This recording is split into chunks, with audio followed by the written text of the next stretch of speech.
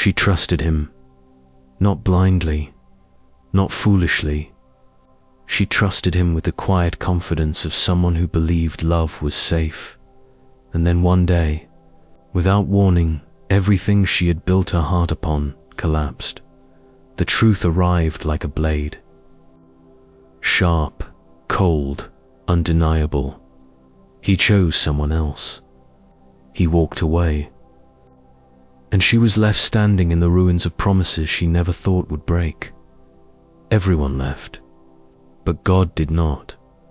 The wound that cuts deeper than lost being. Cheated on does not only break trust, it breaks identity. She didn't just lose a relationship. She lost the version of herself who believed she was chosen. The questions came quickly and cruelly. Was I not enough? Was I too much? Was I blind or unlovable? Abandonment has a way of turning betrayal inward. Instead of asking why someone left, the wounded heart asks what is wrong with itself, and the silence afterward felt louder than the betrayal itself. When love leaves, without explanation, he did not fight for her. He did not explain enough. He did not stay long enough to watch the damage he caused. He left her holding unanswered questions, like broken glass, and the absence hurt more than the truth. Because closure is a luxury the abandoned rarely receive, she replayed conversations, rewrote moments, wondered when love quietly died without telling her. The loneliness after everyone. Goes home friends, offered comfort, but eventually returned to their lives. Family cared but could not carry her pain forever. At night, when the world settled, she felt the full weight of being alone. This was not dramatic loneliness. It was quiet, the kind that sits beside you and reminds you that no one is choosing you anymore. Faith, shaken by betrayal, she believed in God. But betrayal has a way of shaking even the strongest faith. She asked questions she never thought she would. Ask, why did you let this happen? Why didn't you protect me? Why do you stay silent when I am breaking? She didn't stop believing. She stopped understanding.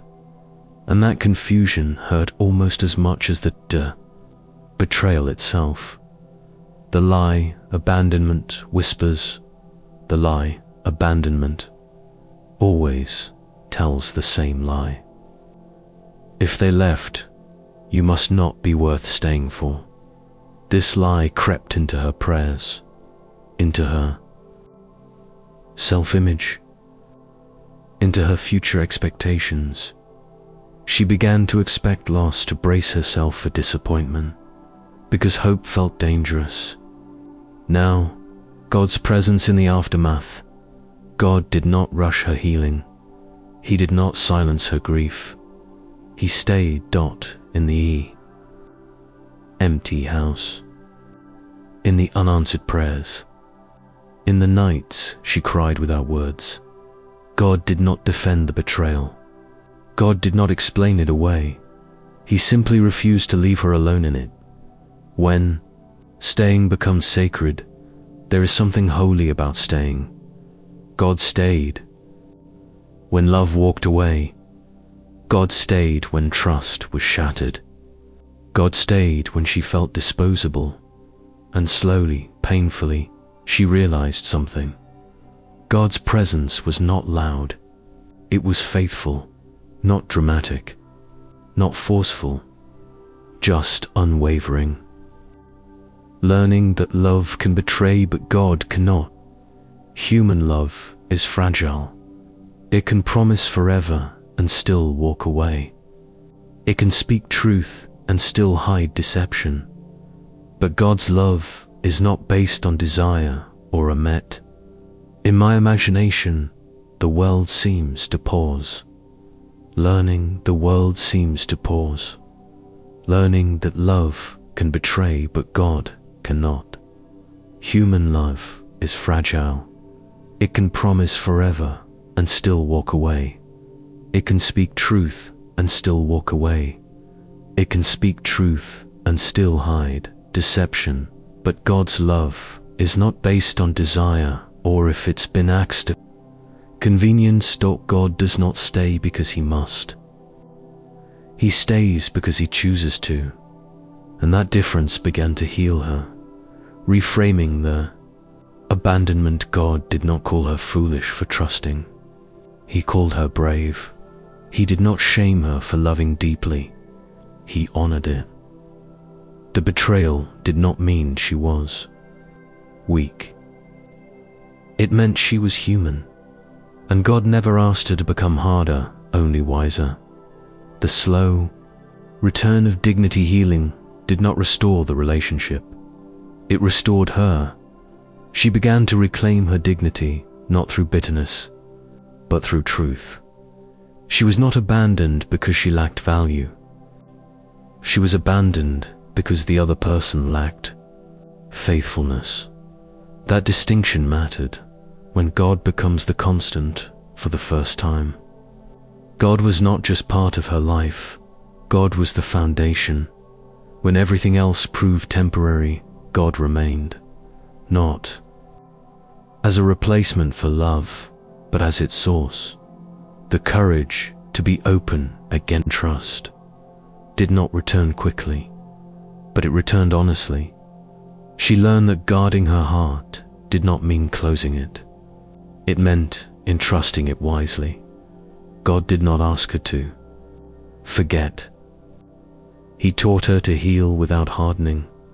The God who sees the abandoned scripture is full of abandoned people, widows, outcasts, the betrayed, and God always moves toward them because abandonment does not repel. God attracts him when worth is no longer negotiable. Shay stopped measuring her worth by who stayed. She measured it by who never left. And that changed everything.